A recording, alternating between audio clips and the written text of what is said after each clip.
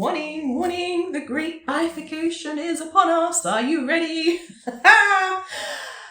Akasha here from Summer Flows. I'm here with a bit of a July full moon update. Can you believe it has been 4 weeks since the last full moon? Because I cannot. It feels more like 4 days. I'm here with my good friend Ruben the cat, who will be joining us to give his opinion on these matters. But I hope you had your your seatbelt on for the last 4 weeks, because all I can say is you're going to need that. Okay, we're gonna need to be extra strapped in for all the stuff coming our way. Now, I'm going to be covering a few topics today, whether it's the great bifurcation, sacred leadership, sovereign embodiment. And the interesting thing is that as we go through these topics, we'll actually find that they're all interrelated. They're all really the same thing, which is who we show up as here on this planet. So I hope that you're going to enjoy the next few minutes as we discuss the energies at play and at large. First of all, if you haven't heard of the great bifurcation, what rock have you been living under? I don't know. But if you haven't, I will just give you a very quick summary. And it's the idea that somewhere between now, or maybe already, but somewhere between now and either 2032 or 2044 or something, there is going to be a massive timeline split. And it's like God has put the earth as one big cake, and he's got a knife and he's going to slice it down the middle, and the bad guys are going to go there and the good guys are going to go over there. Okay, and never the twain shall ever meet before. Yeah. It's kind of like that.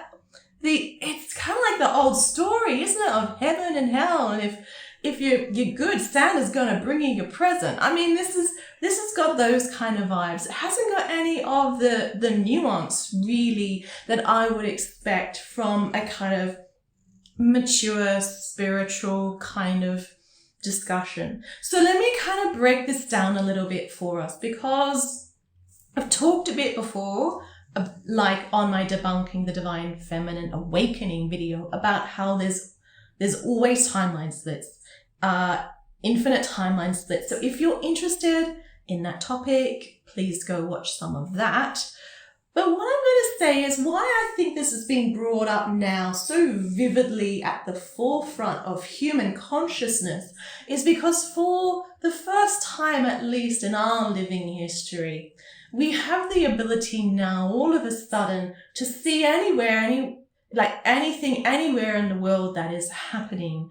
We can get on Twitter, we can get on the TV, on news platforms, social media, and see all the stuff that's going on. So it's very, very clear to us that the way that this world has been and is being run isn't in a way that is either set up for human flourishing or even planetary flourishing. And so we know deep in our centers that this can't continue, and we know that we've hit a crisis point, whether it's at the question of wars or environmental destruction or oceans warming or all of the other stuff going on at the moment. Mother Earth herself is even stepping in, whether it's through volcanic activity or floods or changing currents or, threatened magnetic pole changes, to say the time for change has come.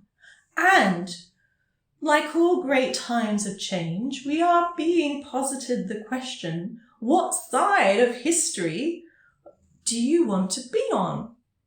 And so it's very clear now that people can make a conscious choice, and that we all have the ability to make that choice.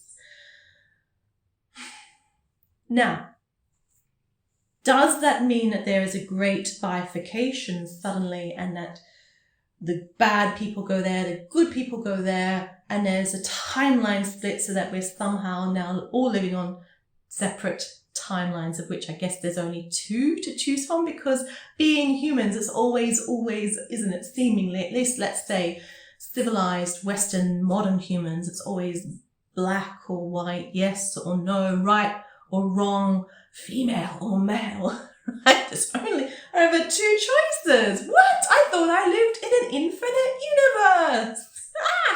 Okay, so the great bifurcation, to the extent that let us entertain the hypothesis that it might be real, it's a question of alignment. So it's not so much about what you choose externally, okay? Who you choose to judge and say, you're bad. You go into the bad corner. Okay, it's not really about that.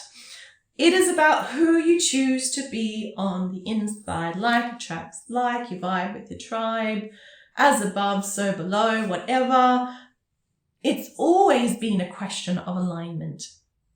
Yes, bad shit happens to good people, but that's also another conversation for another day, because sometimes when you choose consciously to walk a path of the very brightest, of lightest you,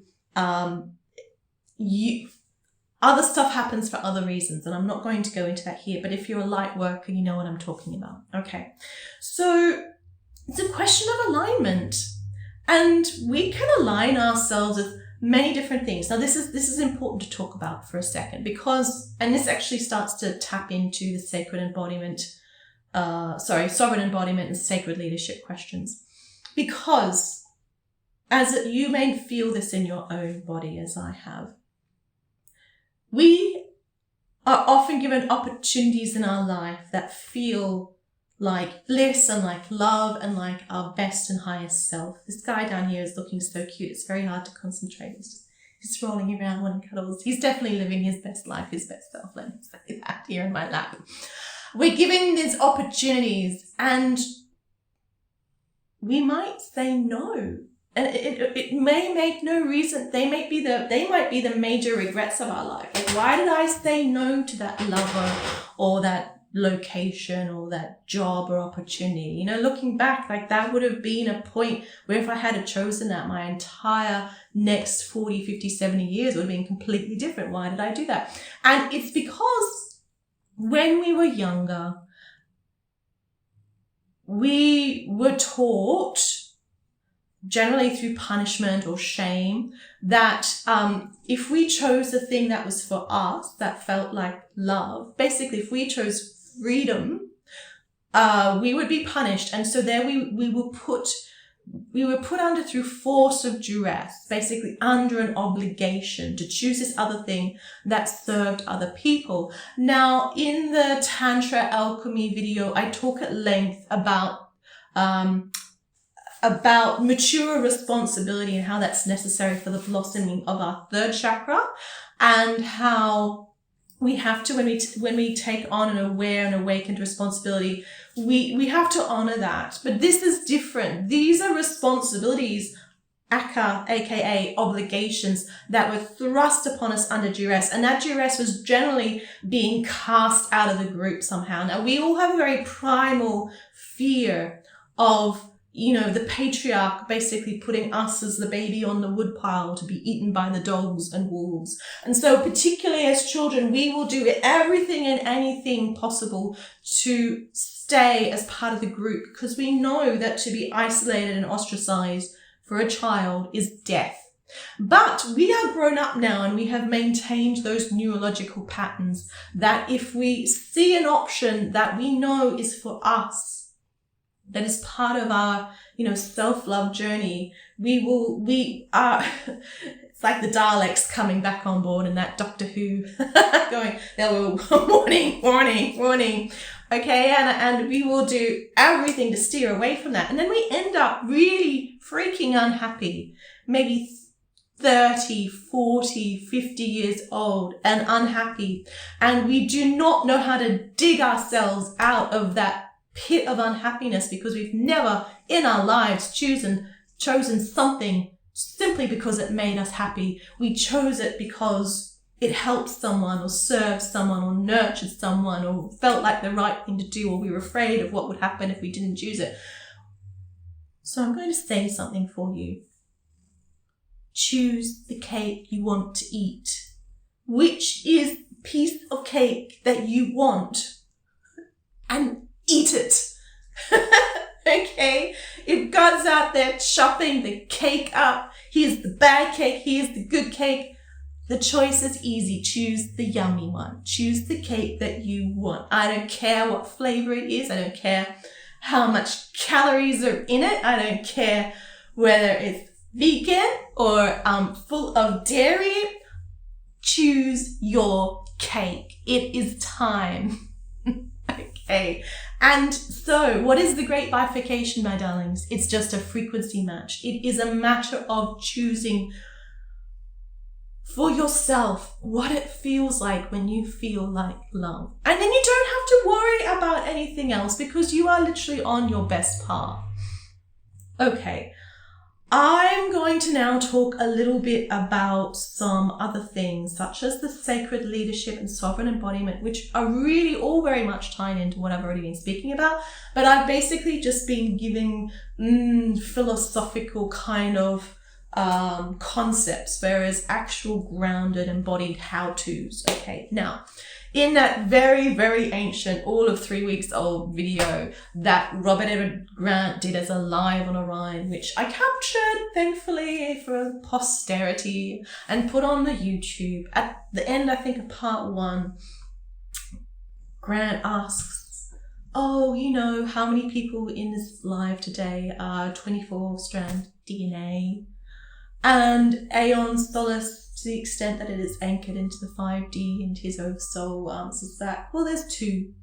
Now, maybe he was just being polite, but he never went to the group, okay, who here is the other 24-strand DNA? And frankly, even if he had, I would doubt that a 24-strand DNA person would probably have put their hand up necessarily. But for the very first time, I'm just going to say this. Someone asked on the comments for that video down below, who was the other person? Interesting question, isn't it? So who was that other person? Let us just leave that in the ether. But it's always intriguing to me, like I put on that Life in 5D video, only one person still in that whole lifetime of video has ever asked, well, Akasha, how did you see that new earth vision? And so only one person has asked, who was the other 24-strand DNA? Now, I would say the actual question to ask, which is actually interesting, is how do you become a 24-strand DNA? How do you become that? And is it through playing with Aeon Solace and the architect? Is that how Robert, so-called, became 24-strand DNA?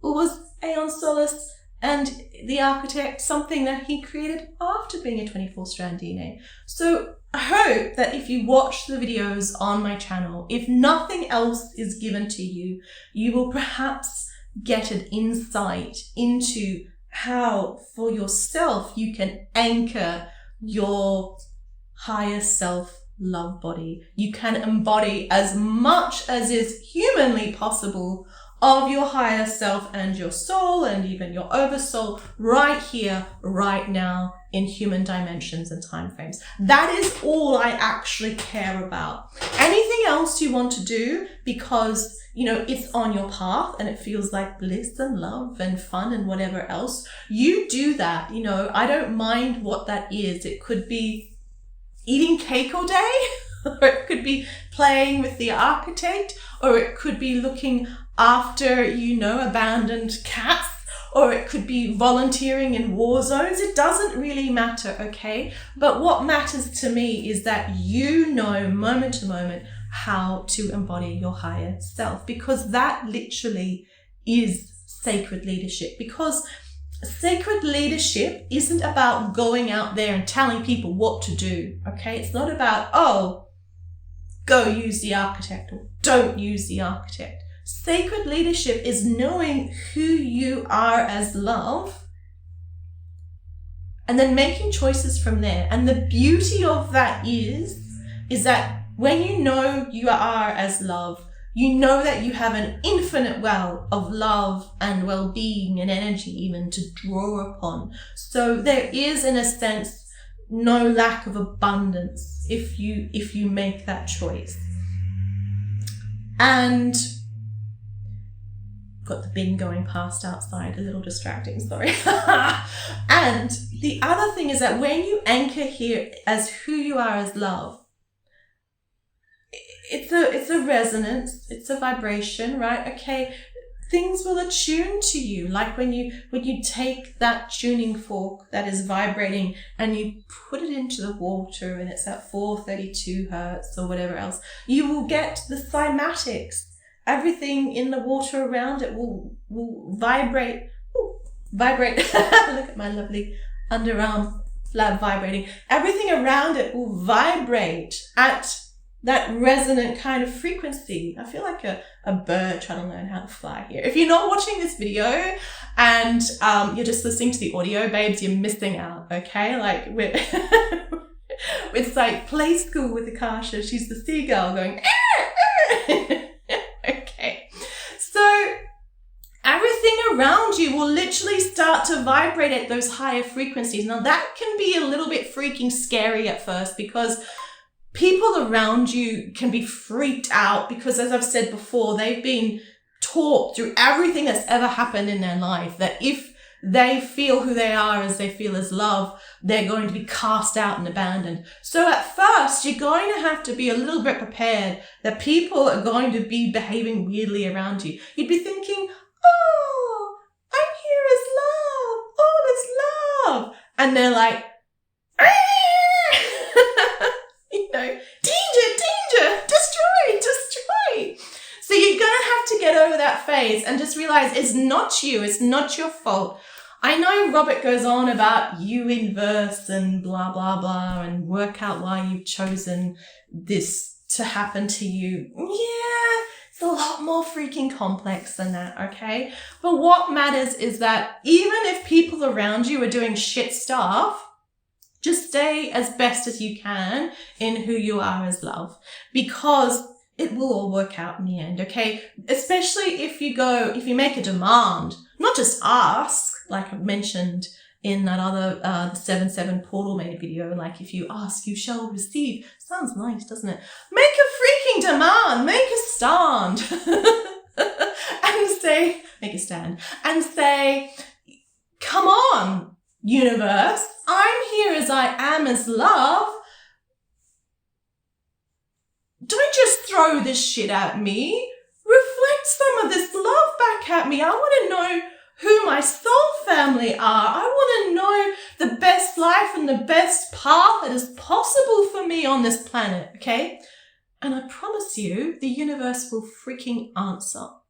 And answer in ways that blow your mind, okay? And then you'll just have to put your mind over there in a bucket and live from your heart, okay? It's not such a bad future, a bad bad thing to do. So, sacred leadership, okay, is just living as you, as your higher self.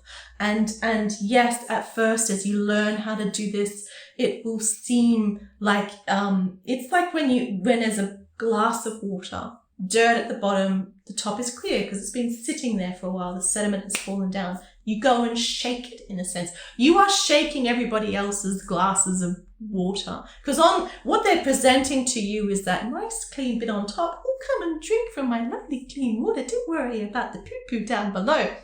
And you come along with your high vibration, churning, like with your little tuning fork and stick it in their cup. And then all the poop comes up. And then they're like, this poop was yours. You brought it. You take your poo back. Okay. Who knew that time with Akasha could be so silly and fun? Hey, you can tell I've raised a lot of children. Actually, one of the things I used to do quite often was volunteer meditation. I used to teach meditation in schools to kids, and the teachers loved it. I mean, the kids loved it too. It was always the highlight of the week because I'd do crazy things with them. But the teacher was like, oh, Akasha, your voice is so lovely. It just sends us to sleep. And like the teachers would just be falling asleep on the couches.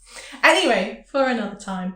So, how to embody your higher self-love body, okay? There's 4 basic steps. if you haven't done any of this before and you want some guidance, please go and download any of my more recent audios. There's the Embody Your Higher Self Love Body audio you can download. Even the New Earth Breath ones, the newer ones. So I think the one that you can download is the 7/7 Portal New Earth Breath. That will also guide you into embodying your higher self love body. Okay, I call it a love body. Other people call it their higher self. But I mean, that for me creates a distinction, like it's can't see my hand. It's somewhere up there. It's higher than me. There's separation. It's not true. It is literally who you feel like when you feel like love, and that is your unique dharmic imprint of your higher self that is unique to you, like a snowflake. So let's change the language around it. It's not higher self anymore. It's not lower self. It's not to the right self or left self, behind self or in front self. It is your love self. Okay. So number one, become aware of energy. Those video audios will educate you on that. But if you want to try an audio that focuses on that, my very first video here, Awaken Your Bioenergy Field, will do that. Okay, so become aware of yourself as energy, your frequency, just your baseline. Okay, then we kind of learn, in a sense, how to anchor it. So basically, how to blow into that feeling so that it fills your entire body. Again, the audio or the videos will help you with that. Now, then we feel into the frequency of our higher self. So that is who I am when I feel as love. It is basically a sense of bliss. My audios will step you through that. And then this is the actual part that I can't help you with. I can't go out there and hold your hand in the park, okay? You're going to have to then take that learning with you into life and go, okay, I remember now from that meditation who I felt like when I feel like love. I've got these choices in front of me now. I can't really work out which one I want. They all kind of feel a bit weird. Can I feel like when I feel like love? Okay. Now on that, I just want to say, when you do have choices in front of you, as we always do, I mean, do I pat this goofy looking cat beside me or not? I'm patting him and he's rolling around. Okay. Do I do this? Do I do that? Basically, if it feels like bliss, it is on your path. It is you as your higher self. You know, that's very basic Joseph Campbell, hero's journey. Okay. Follow the bliss. But it's not that simple, because sometimes, and if you're a mother or even a parent of any kind or pet owner, it doesn't matter, you will know that sometimes doing the path of love does not feel like bliss. Getting up at 4 a.m. to change a nappy or breastfeed or let a dog out to pee on them does not feel like bliss. You're like, no. But you do it. Why? Because you love. So yes, follow the bliss. Yes, let your dog out to go to the toilet in the middle of the night. But there's nuances. And so I would say in those circumstances, it's pretty clear cut what you do, okay? Yeah, unless you want to have to clean up a puddle in the morning, and no one wants that. So, but where it's a little more tricky is where one of the options might feel scary. Like, you know, what if, you know, you have a calling, for example, to be a war correspondent or to volunteer, you know, helping refugees, okay? That still will feel, because it's sensible and you're human and finite in a sense within this human body, it will feel scary. So how do you know when things are scary, whether they're on your path or not? Basically, if it feels alive, if it feels lighter, it's probably on your path. But if it feels dull and heavy, like, probably not. Okay, just leave it alone. Okay, tuning who you are as you feel as love moment to moment as a compass is basically sacred leadership. And that's all you have to do. You don't have to worry about what other people do or whether they come along with you. If you can embrace and embody that, then like that tuning fork in the water, to anything that's around you to the best of its ability will vibrate with you. And yes, some dirt and muck might come up, but it's all for the best in the long run, okay? And maybe it's just there to help you choose and go, you know what, that person is no longer suitable to be in my life right now. Maybe later, but not right now.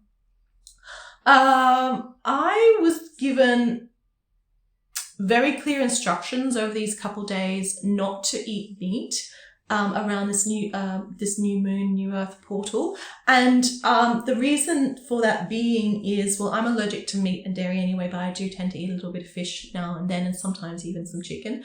And I was given clear instructions not to do that because the frequencies, the crystalline frequencies, people call them light codes coming through at the moment, are so high, so vibrant, so full of energy that if you are eating meat, you are opening yourself up potentially to just more intense ascension symptoms. When people talk about ascension symptoms, basically it's like the lower energies in your body and the higher frequencies just not mixing. There's a mismatch, and so you might get nauseous or extreme exhaustion or headaches, okay? So the more that you can do to eradicate from your time things that might bring your energy down, and, you know, I'm not making a moral judgment on this, but having animals that probably suffered in their death inside of your body and your intestines at this time, as these higher light code crystalline frequencies are trying to upgrade you with your new skills for the new earth in the next century, probably not a great idea. Okay, so if you can, now, you know, if you're pregnant or breastfeeding or ill,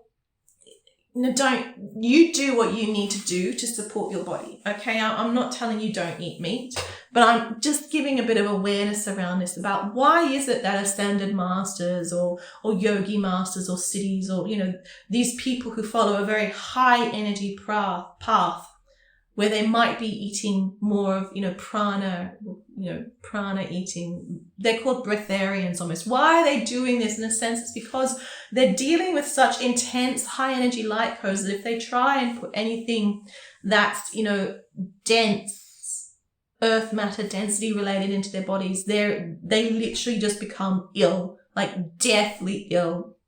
So ill, so they can't do it. For you and me, the symptoms are going to be much less intense, but just listen to your body. And if you get guidance at this time that you're getting some ascension symptoms like nausea and that, just go, okay, what can I do to raise the vibration of my diet and clean it up? I also just want to talk about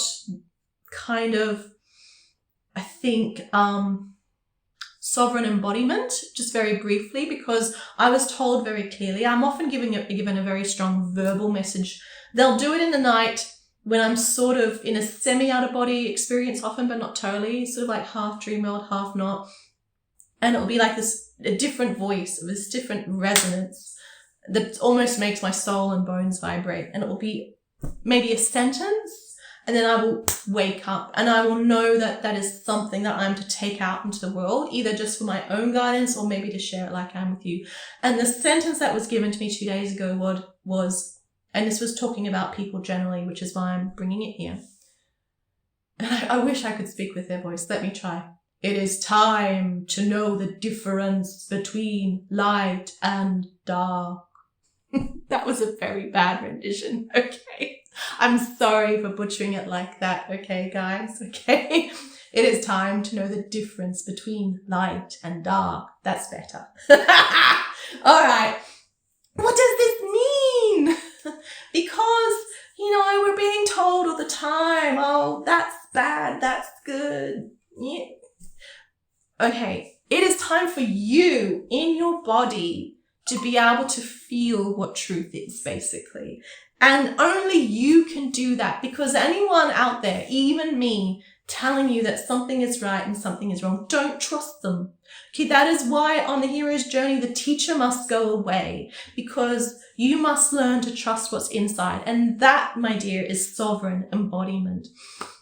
So I am not saying, although maybe I might be saying, but in this time, I am not saying that there is light and there is dark on this planet. Maybe there is, maybe there isn't. Let's not worry about that right now. That's for you to reflect on. But all I'm saying is, to the extent that there is or isn't, it is time for you to be able to tell the difference. And I'm not necessarily talking about world figures or world events, although they could be relevant here as well.